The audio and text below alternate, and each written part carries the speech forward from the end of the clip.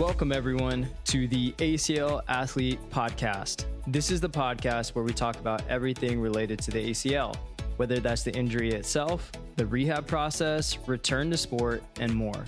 I'm your host, Dr. Ravi Patel, performance physical therapist and coach. Between myself and fellow guests and experts, you'll learn through the lens of the patient, the healthcare professional, and the coach. The goal of this podcast is to equip you, the athlete, with the education to make the best informed decision about your care and your ACL journey. Thanks for joining. Now let's dive into today's episode. What is up, team, and welcome back to another episode on the ACL Athlete Podcast. So today, I'm joining you guys. My voice is not 100%. If you guys have been following along, our family has battled sicknesses on and off with our toddler being in preschool, and it has just been a chain of events of getting sick again. And so I have lost my voice and have regained it back a little bit, but I am not 100%. But another podcast is due up this week, and I'm not going to skip because we have been going at it for 265 weeks straight, and today is episode 266. So let's jump into it. Today's episode builds off of episode 208, where I talked about getting a second opinion for ACL surgery. But today I want to go deeper on that today, specifically around complex cases, what they look like and what you need to do when things get a little messy or it's a little gray. It's not as clear-cut black and white. So let's start here because, quote, complicated, unquote, covers a lot of ground. It could be time-based. It could be nature of the injury itself. It could be what's happened in the weeks, months, or even years since the surgery, right? On the other side, you might be dealing with an isolated ACL. You might be also dealing with an ACL plus a meniscus, plus a PCL, plus an LET. It could be multi-ligament involvement. It could be cartilage damage like an OCD in combination or in isolation. These could also be impacted initially or later, but it could be a combination of these things.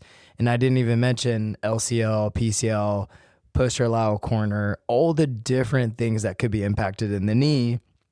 And then, of course, you're talking about potentially also taking a tissue for a graft.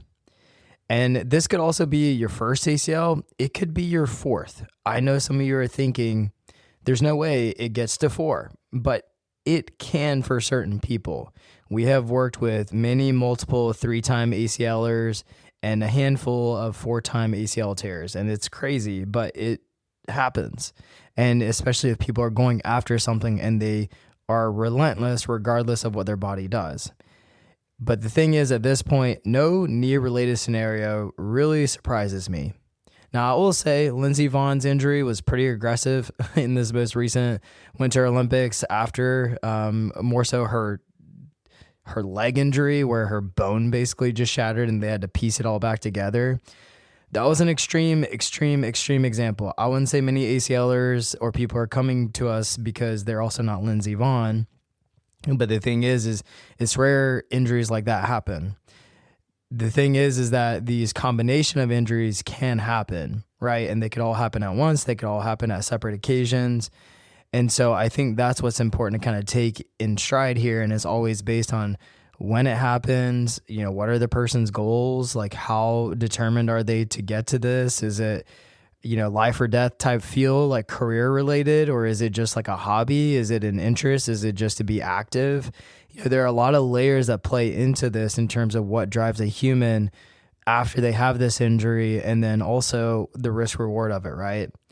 The other layers to this, there's history that we would have to layer into it, prior issues like maybe a patellar tendinopathy, and Osgood slaughters where there's like some calcified bone based on ongoing development as a young kid. And there could be patellofemoral pain issues. There could be some age-related changes like osteoarthritis because you had this injury later in life. And as we know, osteoarthritis is more likely to happen later because as we age, the tissue and the cartilage doesn't necessarily hold up as well. And so that could be also the case for some people. There could be previous meniscus problems. These all layer into the complexity of this process, right? Then you've got the surgical side. Graft choices, whether additional structures needed to be addressed, and the complications that can follow. Maybe the meniscus repair that just didn't take, right? There was a stitch put in there and the stitch just didn't do its job. It came undone. Maybe you were aggressive. Maybe it was just the surgery itself. Combination, there could be a DVT, an infection, tunnel widening, scar tissue, cyclops lesion, hardware rejection, nerve-related issues because we are doing surgery, stiffness, sharp pain that never resolves. Some of these show up days after surgery. Some of them show up 6 to 9 months later or years later. Cyclops is a good example of that. It can develop in the early months, but not necessarily declare itself until maybe later, or maybe it does develop later. I mean, we've had people who were totally fine, and then, at months 11 and 12, for some reason, it developed and started to become an issue. And there's no predictability for it, right? But the thing is that we are dealing with the human body. We are dealing with surgical procedures, injuries. And so the normal human anatomy and physiology and biology has been impacted. And we are taking a surgical intervention typically to be able to improve this. So then therefore we are layering this biological healing with these kind of synthetic processes that we put into the body in order to make sure we can solve the problem, which is get the ACL to do what it does and any other areas we're trying to fix. And here's what makes this even harder.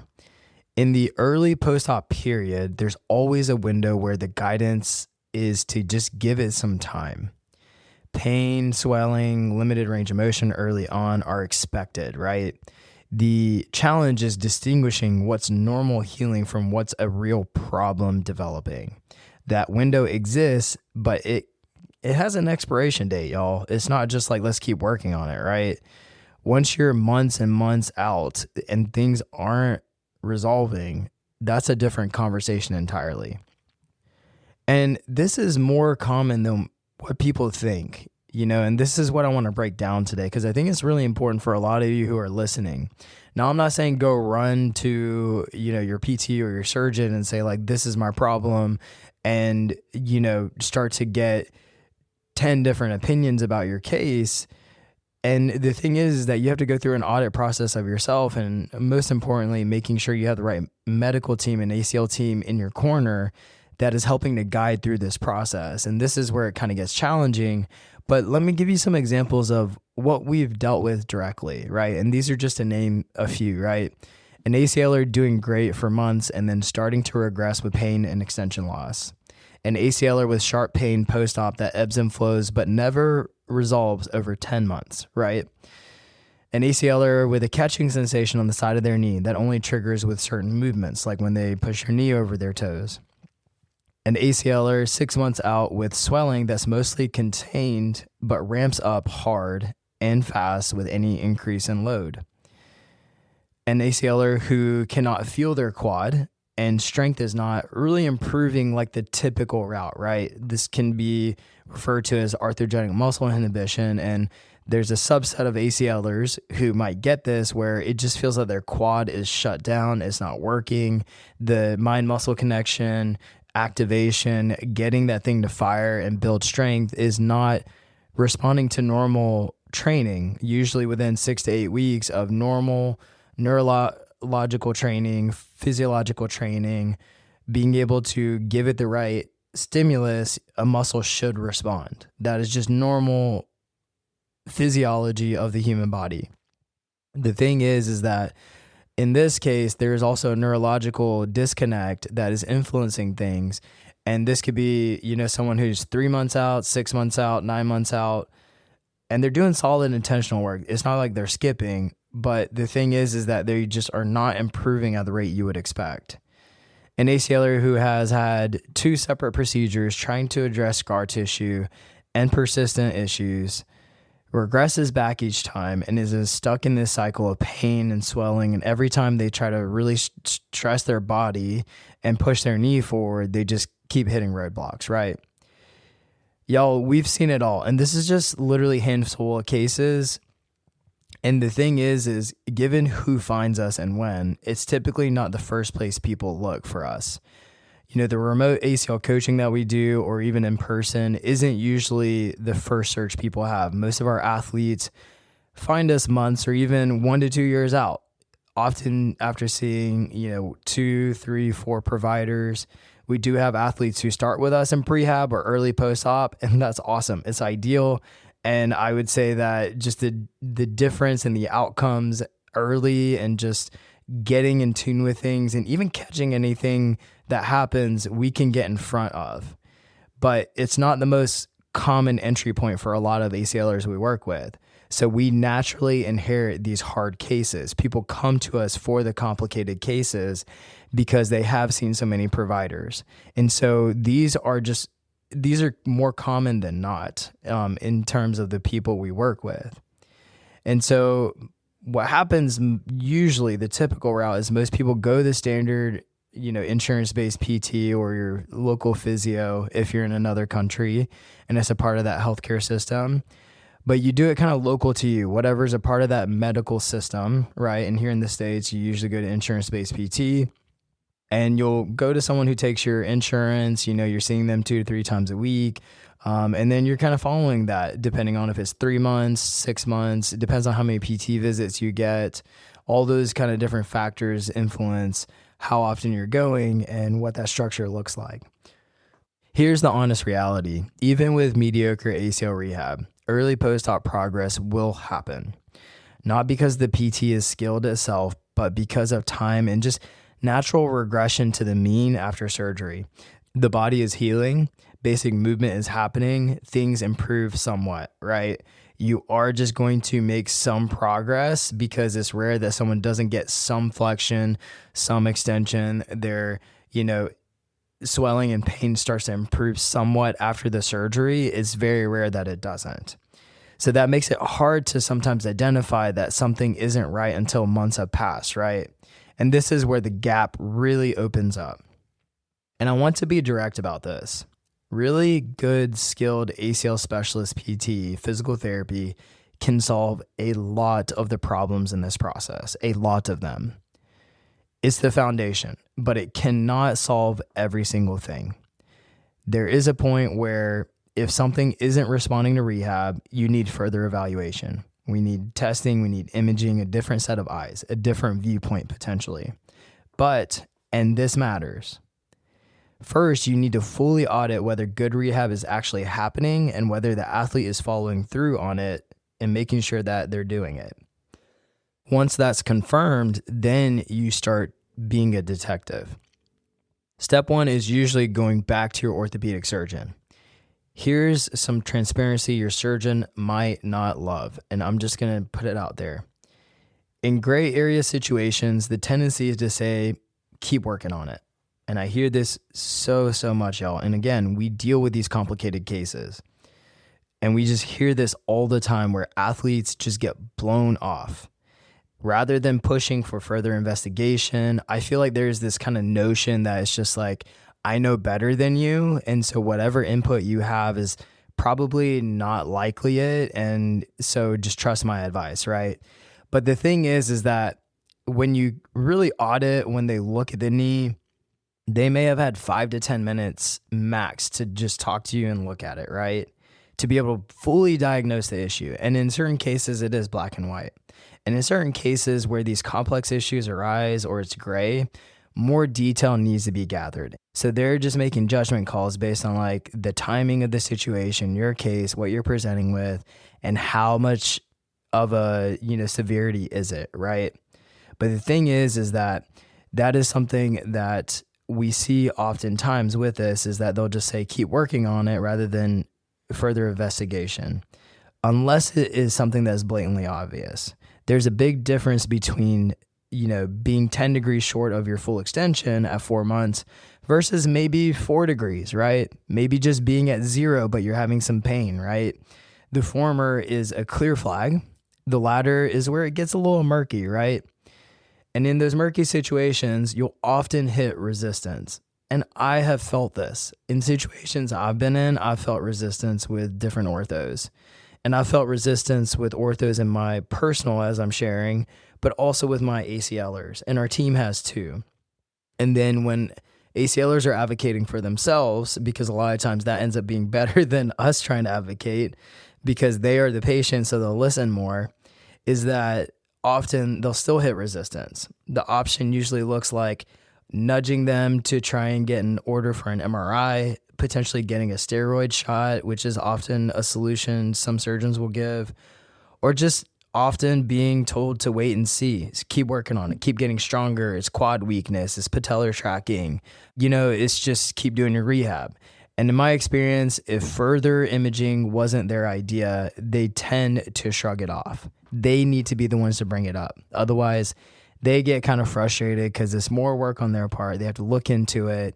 And it's not just as straightforward like, oh, ACL is torn. Here's your new ligament. Here are the other procedures we may need to do and move on, right? It's not so clear cut.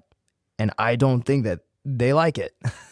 And I'm just going to say that because I see it all the time. And my goal in this podcast is full transparency with you guys. And the amount of sample data I have across the entire world of talking to human beings is just wild. I wish you guys could see the exact profile of all the different people we get to work with and all over the world, and the cases that we work with and what we hear from different healthcare systems and surgeons and procedures and protocols and all the different things that we see all over the world. So I am distilling this down into what currently exists in the space.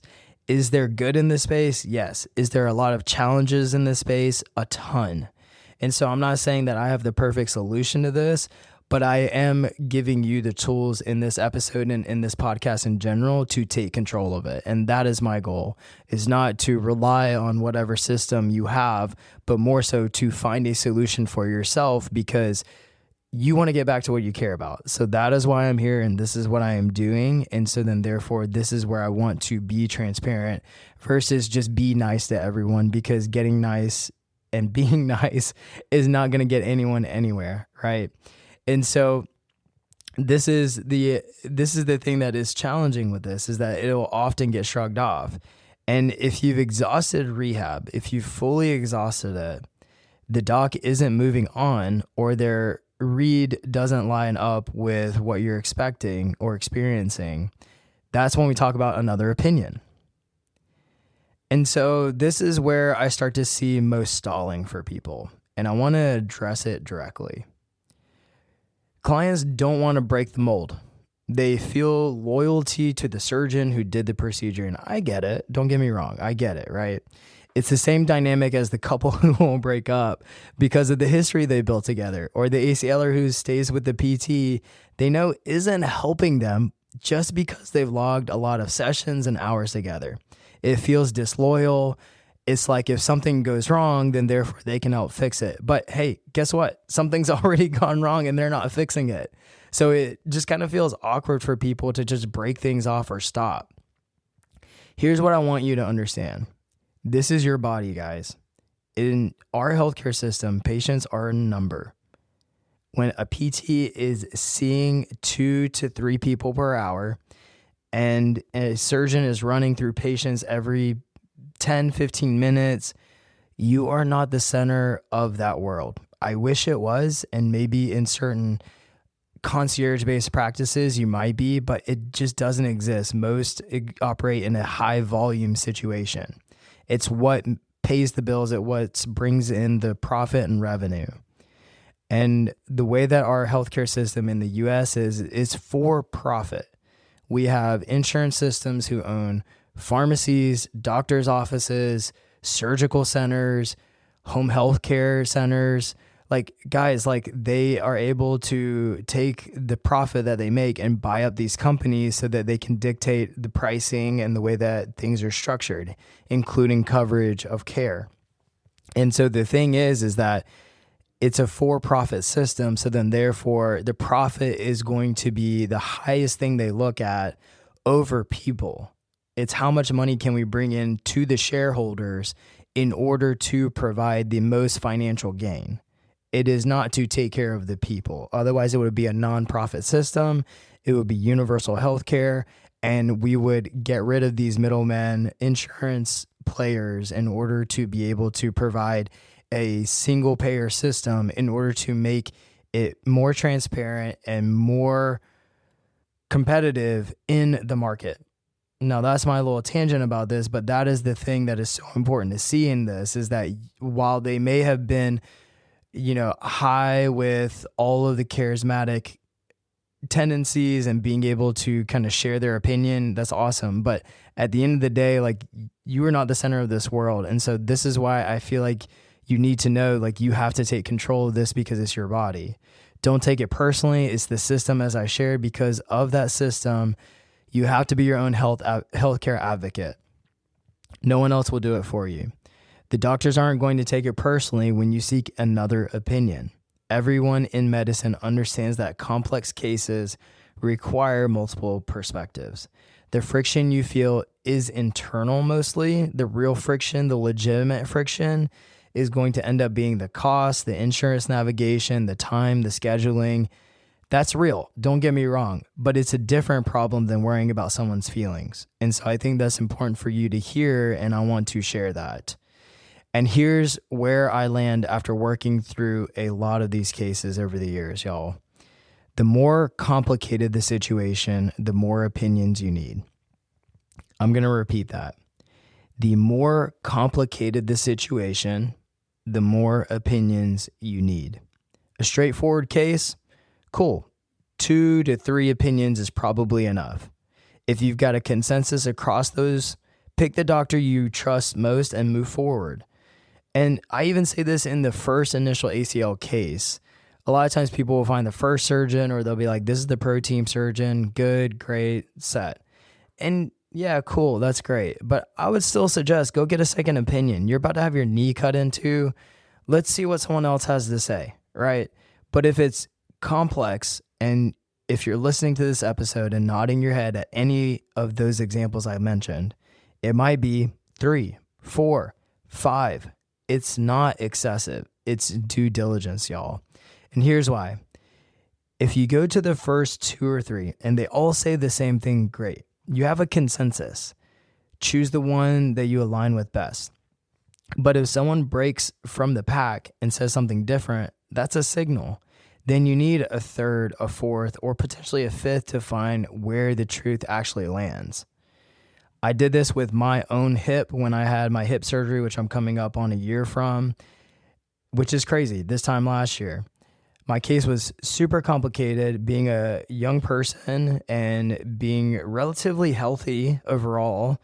But the thing is that I wanted to consult with some of the best specialists in the world, because it's not often you find a young 30-year-old who has moderate OA in their hip and has been going for years and years and years with just limitations. And then all of a sudden this has progressed. And then now you're looking at some type of hip replacement option. And, a lot of times people are like, well, you could either get it scoped. A lot of surgeons wouldn't want to do that. You could get it replaced, and you could either get a resurfacing done or a true hip replacement, which is the thing that most people think of when, their grandma or someone in their 70s needs a hip replacement, right? So I ended up having a hip resurfacing, which I did episodes on. So you can catch those, which was about a year ago that I touched on this episode talking about it and breaking that down. And I walked through getting multiple opinions on this.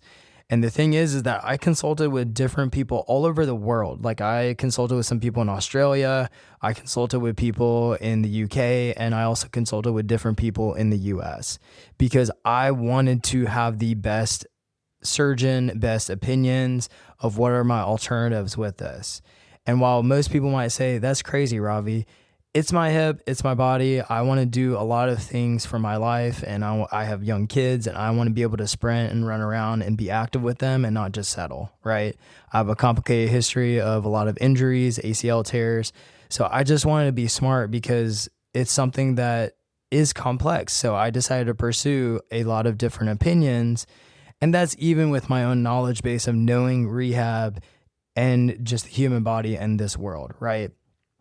And so this is something that I think is very important for you to hear, because that's something that I think is important, especially on the complexity of your case, because a lot of times if it is truly complex, like some of the cases that I had mentioned, then therefore you will likely have surgeons who will have different opinions on the way to tackle things. When I have these complicated procedures and I walk through the different options, but also have athletes reach out to different surgeons, it's bizarre how different of cases that we have that people will come with in terms of like the surgeon solution. And they could all be very, very, very different. And that could very much influence the way your rehab could be. So it is very, very much worth all the friction and the finances and everything to be able to make sure, because you only get one body. And once you have these surgeries, they are done, right? You can, of course, go back in and repair and influence them. But once you have these true surgeries, like those are permanent changes on your body. So we want to make sure we do it right, especially when it's complicated.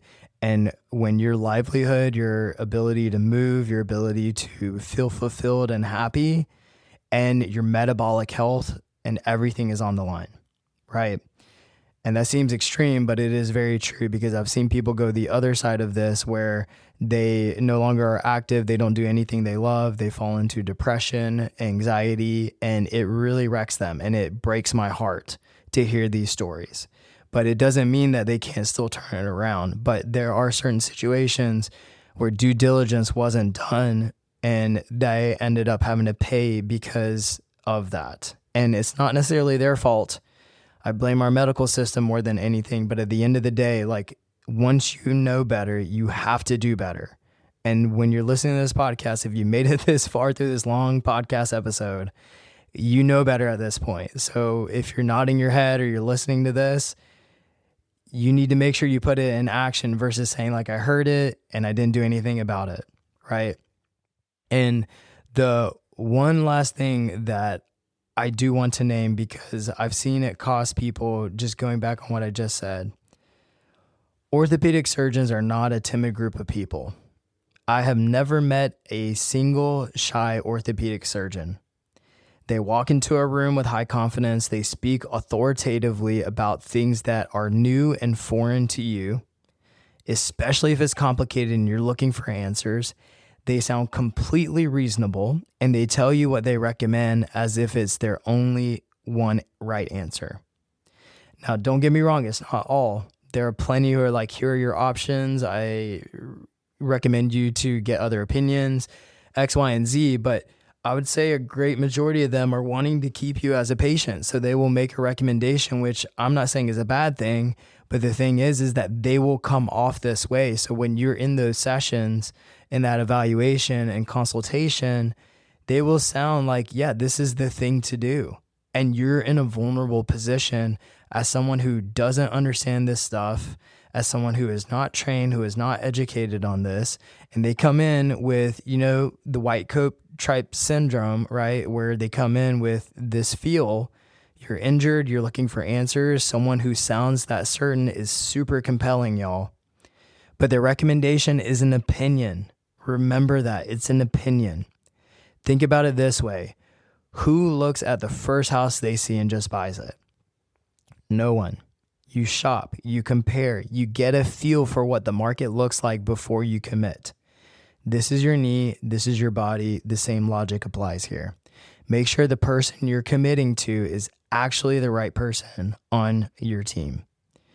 A big part of why I'm recording this right now is because we're actively navigating many complex cases for our entire roster. Myself, our team, again, like I said, athletes who came to us with complicated histories and incomplete answers. It's basically the norm. Our job isn't just to program their rehab or test them. It's to walk each ACLer we work with, remotely or in person, no matter where they are in the world, to walk them through each step of this process, to guide them, to help them to understand the landscape and make sure that they have the right team around them. And if we can't be that, then we make recommendations on who that could be.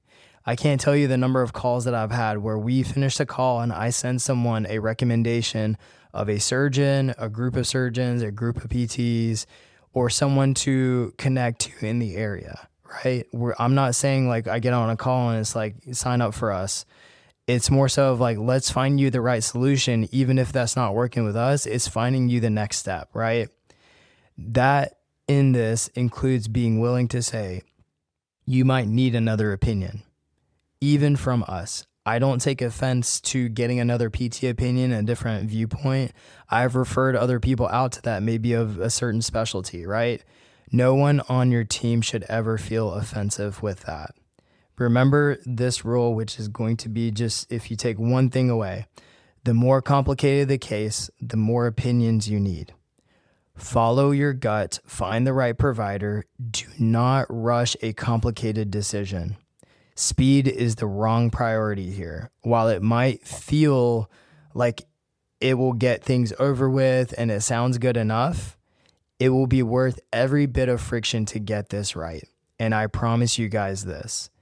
And if you are someone who is just lost, don't feel like you have direction, don't have structure, are kind of fighting this multiple opinion type situation and are looking for help, we're here to help. Like, you can reach out to us. You can book a call with us. You can send us a message, whatever that may be. We are here to help. I respond to every message. Our team responds to messages, and we are here to support you. But I wanted to record this episode because I just get these questions so much. We get these complex cases, and I feel like ACLers are stuck. And the thing is that you don't necessarily need to be stuck. I think it's just a matter of having a plan, not taking anything personal, working through the friction, because I know it's easier to just stay with the status quo as is, just keep it simple. But that could be adding months, it could be adding years to a ongoing process. And you might just feel like, you're kind of in a rocking chair, right? Like you're moving, but you're not getting anywhere. And so the thing is that we need to make sure that we audit this process very carefully. And most importantly, the guidance and care you get is specific to you, and that you have someone walking you through this. You are not the person setting up your workouts. You are not the person setting up your milestones. You are not that person. Your PT especially is going to be your GPS. They're the one creating your roadmap, the turns, how long it's going to take, the criteria, the testing, the structure. They do that. You are the person driving the car and showing up and putting in the work, providing the feedback. And that's what our athletes do for us when they work with us remotely or in person. Like, we are doing that for them. So that way it takes anxiety, the stress, just all the things that are mulling over in your brain, and especially you feel in your gut that you might not be getting in your rehab, right? You don't need to be doing that. That's where your guide and your team is going to do that for you. So if you need help, reach out to us. We can point you in the right direction. And just most importantly, if you have a complicated case, make sure to audit this process first. Don't just go running to your surgeon or getting other opinions. First off, audit and make sure you've done your due diligence with your rehab provider. And then from there, work together to get some additional opinions, especially if it's complicated.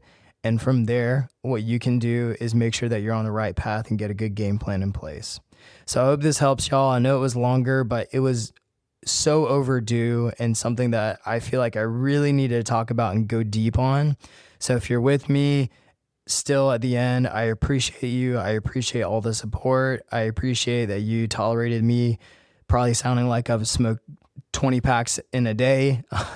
But I really enjoyed doing this despite me probably losing my voice for the rest of the day. But I hope you guys get something out of this. I'm going to sign off for now. And if y'all need anything from our end, please reach out. Details are in the show notes to contact us. And please just make moves. That is all I ask for you to say. Go do the thing. This is your host, Ravi Patel, signing off.